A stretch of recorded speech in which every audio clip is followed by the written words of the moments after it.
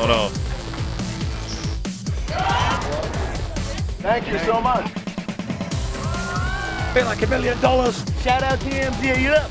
Let me check out that rig. TMZ stands for the Mayweather Zone. How'd you find me, bro? I got my disguise on. I love my TMZ family. Welcome to TMZ Sports. I'm Lucas Widman coming to you from the TMZ newsroom. Well, we're still a few months away from the Super Bowl and Bad Bunny's halftime show, but we have yet another installment in the saga that is the debate over whether this is a good idea or not. Well, over the weekend, Jason Kelce was thrown into this when there was a social media post that claimed that he was all for it and anyone who was against it was actually a bad look for America. Well, not quite, because Jason Kelce went to social media on Tuesday night and he cleared the air, and this is what he had to say about it. Now, Jason Kelce on X said, "I normally don't comment on things like this, but I feel like I need to address that there are a number of accounts posting fake quotes and attributing them to me on this platform right now. I appreciate X putting community notes on several, and I will not address the other accounts specifically because I do not want to amplify their engagement. But please know, unless you hear something directly from me via one of the platforms, it is not real." Now, we had a big discussion about this in the newsroom today because, quite frankly, the Bad Bunny topic puts you on either side of the aisle. And a lot of people who are opposing it, let's just say it, they're on the right, and those who are in favor of it are on the left. And Jason is clearly distancing himself from the entire conversation and saying, look, I haven't shared my 2 cents one bit, and I might not actually at all. So Ed, Jason Kelce, someone who is pretty much liked by everybody. What do you make of all this? It's a bit peculiar because I think by denying he said it without giving an opinion on it, almost gives his opinion on it, right? I don't know any other way to look at it. Or he's saying, you know what, I'm going to be smart about this, and I'm not even going to enter this conversation. And I would normally say that that's probably the case, which it might be, but he has an entire podcast where they kind of give their opinions for 90 minutes every Wednesday. And not only that, he's on Monday Night Football and he gives his opinions there too. So I don't really know what to make of this. Is this him being like, I'm not a fan of Bad Bunny, but I want to couch that in this kind of way? Or is this him, like you say, completely distancing himself from it? I don't really know what to make of it. I still haven't digested this all. It is interesting, though, because Jason Kelce was getting a ton of praise on social media for this. A lot of people were like, is Jason Kelce the future of leadership in America? And then other people were like, wow, I cannot believe it. So it's no surprise to me that he would just come out and say, look, I have no stance on this. I have no opinion whatsoever as of right now. I'm sure he does privately, but publicly, that's what he's doing right now. Mojo, what do you think about all this? I think this was a perfectly written statement because you have no idea what his thoughts are on it. I think he's made it very clear that he doesn't want fake accounts speaking for him. He didn't say if he's for this. He didn't say if he was against this. He's staying completely anonymous. And for a guy that has a show and a following like he does, that's the best way to go. The more polarizing you are, the more limiting and niche your audience becomes. And for him and Travis, by association, Taylor, who you now have to keep into perspective on all of these things, I mean, that's kind of the best way to handle yourself. So I am sure him and his team reread this message 100 times before they clicked post. Look, especially now in the world of all these AI videos and content going around, people are getting upset more than ever for people speaking for them. So I think this is more so about that and less about what his stance might be on this topic. So, I mean, I love it. I think this was the perfect thing for him to say. Right, and luckily Jason Kelce has the luxury of having his own platform, his own social media accounts, but then also his super popular podcast. So if he does want his opinion out there, just check out New Heights. They'll tell you. And he tagged X in community notes, so his engagement on Twitter is probably going to be really good for a while. Moving on to the other Kelce brother, Travis Kelce has found himself in a little bit of maybe controversy here. Tiana Taylor, Kayla Nicole, and Taylor Swift are all kind of wrapped up in a little bit of a Swiftie fan theory that's kind of dragged Travis Kelce's romance into it. I'll explain. So back in 2024, October 2024, Kayla Nicole went on Angel Reese's podcast, and she said some things about Teyana Taylor, or at least it appeared to be about Teyana Taylor. She said that Iman Shumpert broke up with her and left her for a singer/actress. Everybody did their homework on it and the math on it, and it basically came out to be Teyana Taylor. Well, then she said, for Halloween that year, I dressed up as Teyana Taylor. And it was supposed to be kind of a dig at Teyana and at the whole situation. Well, fast forward to Taylor Swift's album coming out. And in the album, Taylor Swift takes a dig at Kayla Nicole in Opalite, or appears to take a dig at Kayla Nicole in Opalite. So we know that Taylor Swift has Kayla Nicole on her radar. Now, last week, Taylor Swift goes on Jimmy Fallon, and she brings up Teyana Taylor. It comes out kind of unprompted. Jimmy Fallon asks a question where he says, have you seen any good movies lately? And she says the most recent one that Teyana Taylor is in, and she actually praises Teyana Taylor. So that raised a lot of antennas in the Swiftie community, like, wait a second, is she praising Teyana to try to take another shot at Kayla Nicole? Well, here's where the latest comes in with the Swiftie theory. On Monday, Taylor Swift sent a care package to Teyana Taylor that included the album, her new album, a sweatshirt, and a handwritten note. And then to make things even more connected, Teyana actually posted it on her IG page and thanked Taylor for it. So Lucas, I don't know if I did the world's greatest job of explaining that all, but it essentially boils down to Teyana and Kayla had this beef stemming from Iman Shumpert, and it appears that Taylor Swift is somewhat acknowledging it by kind of bringing her into this new found, I guess, fame, you could say, from her new album. Am I explaining that right, or do you need maybe... As much as I hate to admit it, I think you did a very good job of that, because there are so many levels to this. And the fact of the matter is, Swifties are very good at what they do. And as soon as Teyana Taylor posted that on her story, it erupted on social media. Everyone was like, Taylor knows exactly what she's doing. She did that, blah, blah, blah, blah, blah. And yes, it could very well be the case that Taylor Swift is a massive Teyana Taylor fan. She is an incredibly talented musician and actress. One battle after another was phenomenal. However, Taylor Swift is also very calculated in everything that she does, and this was definitely a jab. And the thing is, things are great between her and Travis Kelce right now, but I think the way that Kayla Nicole has been very vocal about Travis Kelce ever since their split rubs Taylor the wrong way, and this is a little bit of a defense here, and just being like, look, we're good on this side, you do you over there, but let's just know, or let's make things clear that we know exactly how we feel about you, and everyone else on the planet now knows too. So Mojo, does that all make sense to you? Do we connect all the dots, and do you see this as some Taylor Swift shade, or is it merely just Taylor Swift shouting out a friend and a fan of the movie?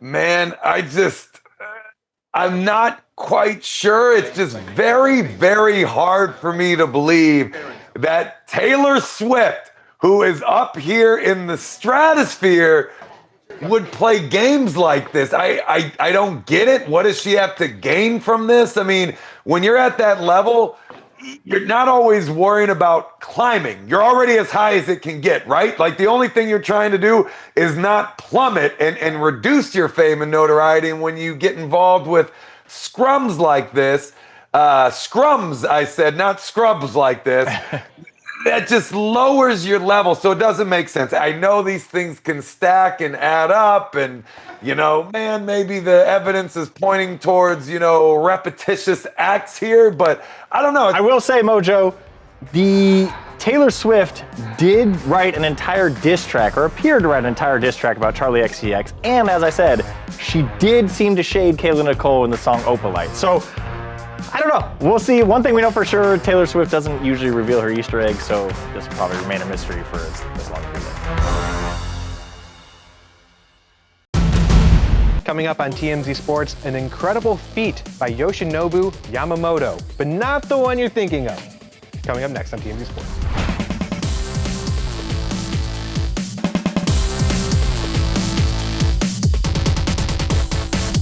Welcome back to TMZ Sports. The Dodgers took a big 2-0 lead in the NLCS last night, and it was really almost entirely because of Yoshinobu Yamamoto.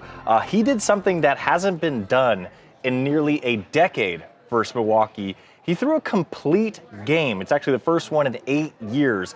He was magical last night. He gave up a home run to Jackson Chourio to lead off the game, but after that, it's lights out for the Brewers. He only gave up that 1 earned, he struck out 7, gave up just 3 hits total, and he went 111 pitches, and watch this, on his last pitch, he still got a strikeout. It was just a great performance. Take a look at this and take a listen to what he had to say after it all. Here he comes, the 0-2, and a swing and a miss, and Yoshi Yamamoto with his crown jewel as a Dodger. It is a complete game. He goes the distance, and the Dodgers win Game 2 by a score of 5-1. And Yamamoto stands tall on this night in Milwaukee. まあ8年ぶりっていうのは、まあついさっきまで知らなかったんですけど、まあとにかく、1イニングずつ集中して、まあテンポよく投げれたので、まあなんとか、最後まで試合を締めくくることができてよかったと思います。You know, I just heard this was the first time in the 8 years. And I think, you know, because that was great for me that I established my rhythm and then I kind of dictated the tempo pace of the game. So that was great. So the Dodgers will head back to Los Angeles to try to close out the series. Mojo, when they signed Yoshi, he got a 12-year, $325 million contract. And I remember a lot of people writing on Twitter, like, how are you going to give that kind of money to a guy who's never thrown in the majors before? But, man, I think he might have earned it all with just that start last night. Big players make big moves in big games, baby. I love it. The only thing that would have made this a little bit better to me is in the post-game presser if he would have like flipped the table over and started partying and started talking trash and having some fun with it. He was a little too even-keeled in my celebration, so that's just me. Understandably, though, a lot of baseball left to play this season. They're in a commanding lead right now. But still a lot left to go. But that's crazy, man. 8 years. I mean, that is a long time, a complete game. Obviously, enough said about what that means. I really like his comments afterwards.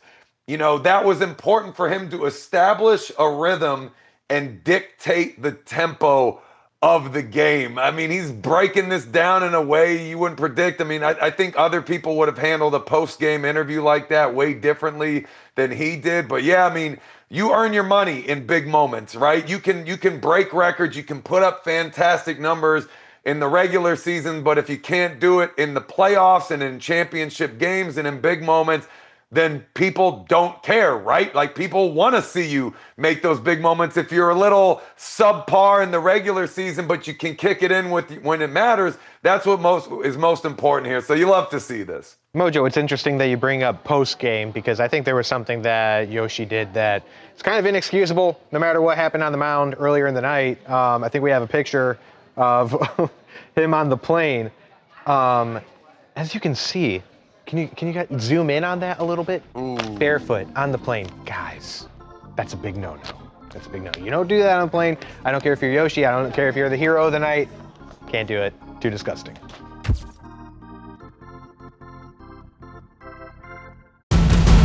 Coming up on TMZ Sports, the champ is here. Las Vegas Aces star Jackie Young is joining TMZ Sports to talk about winning her 3rd championship in 4 years.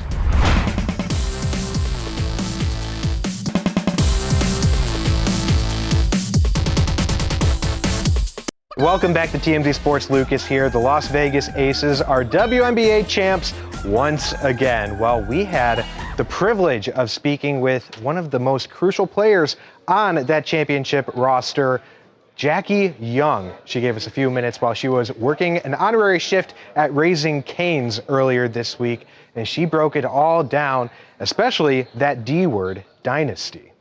We've only seen one team ever win 3 of 4 before. You're the second team. Is that something you guys hold dear to your heart, that you're, you know, in uncharted territory right now?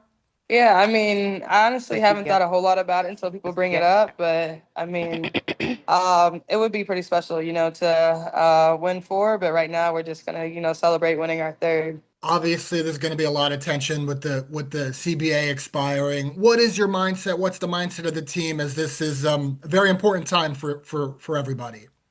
Yeah, it really is important. And I think it's just important that we get what we deserve. I think that's the biggest thing.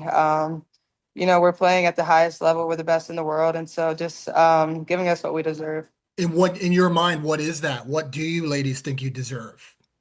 Yeah, I mean, there's a few ways that we could go about it. I mean, obviously, pay is obviously a big one. But I think the biggest thing is the revenue share. And so once we get that to a certain point, I think we'll be in a better spot.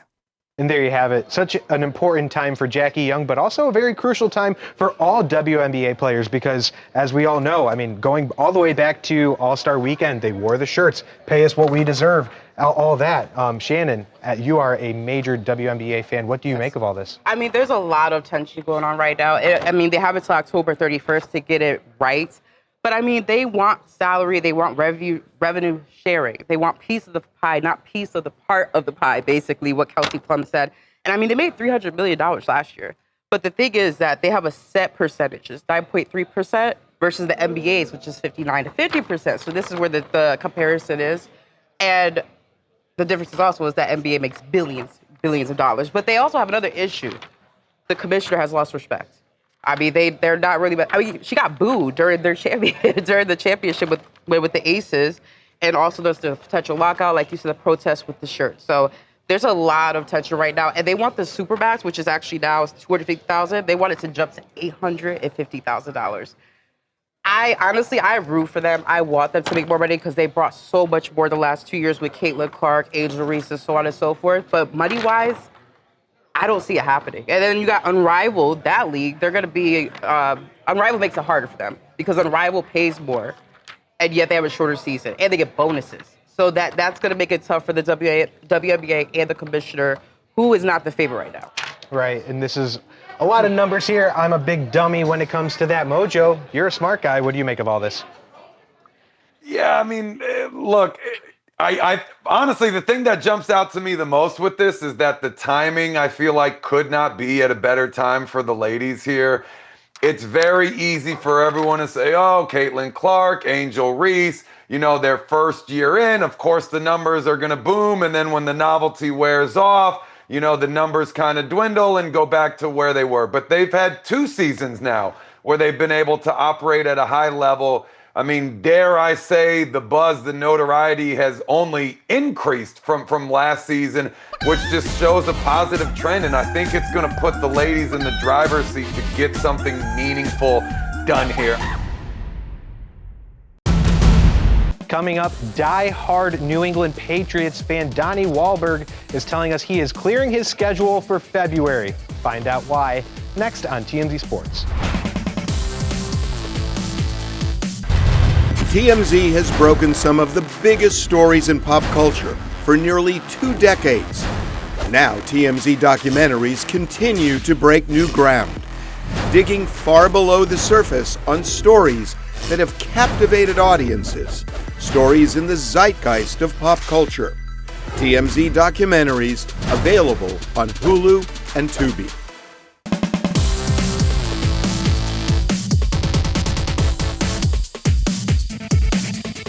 We got to ask you about the Patriots. Are they going to the Super Bowl? What do you think? Are we going to the Super Bowl? I didn't know that it was possible a few weeks ago, but it could be. Right. But the cream does rise to the top, so I don't know. I think the Chiefs, the Eagles, those teams will bounce back. But hopefully we can find our way between now and then. Yes, sir. So tell me, why do you think it's possible now? Thank you.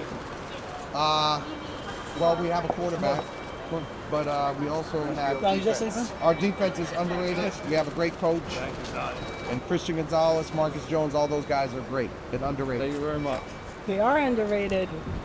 So what's the first thing you're going to do when they go to the Super Bowl? When? I love your confidence.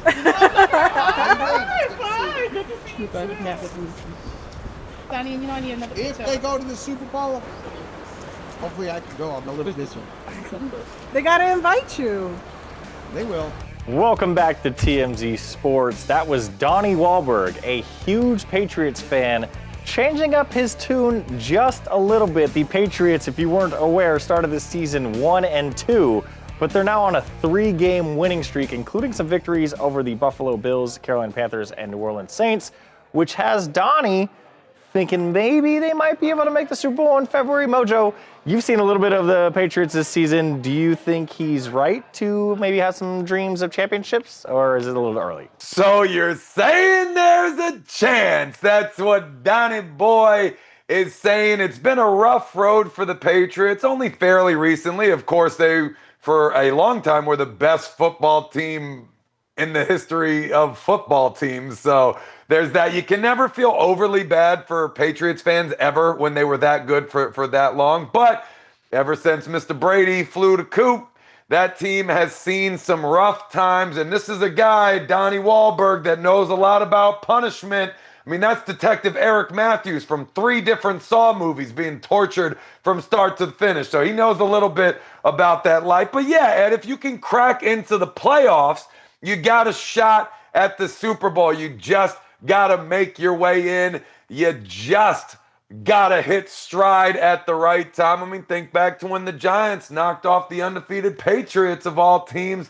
Case in point. So, yeah, I think he's feeling it a little bit. And with a little bit of a, I don't want to even call it a humble brag. It wasn't humble at all. But he said if they're going, he's going to be there. Mojo, that'll wrap up our day today. We will be back tomorrow. I think, Mojo, help me out. What will tomorrow be?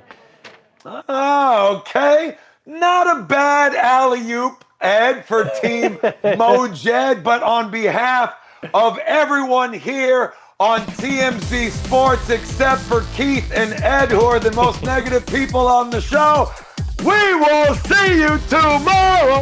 It will be the best show since today. I'm a lawyer.